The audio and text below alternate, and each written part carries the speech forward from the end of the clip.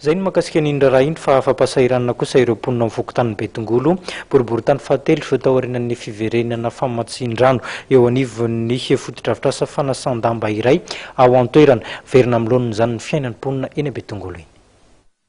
Tsy afaka nampiasaina nandritra ny iray volana latsaka kely teo eo ny fotodrafitrasa fanasan-damba iray etsy amin'ny fokontan'i Betongolo noho ny fatapahan'ny rano tao amin'izany fotodrafitrasa izany.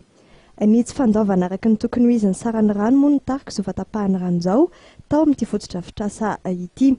Ny taraina tamin'ny parlementaire monina ao an-toerana na risy benon ny mponina izay manjifa ny fotodrafitrasa ka nanaiky ny andoha ny apahany tamin'ny saran'ny rano tsy voalohany tenany. Nisy kosa nefa ny fiarah-miasa tamin'ny orinasa jirama mba ahafahany mpikambany ny mpanjifa andotsy kelikely ny ambiny.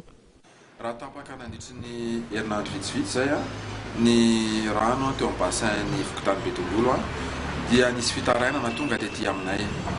Amin'ny mampiraitanana moa amin'ny ndraiky mpanjakana dia niezaka izay namany olana. Ankehitriny moa zany dia voavata teraka ny olana dia mirarisoan'ny vahoaka Betongolo.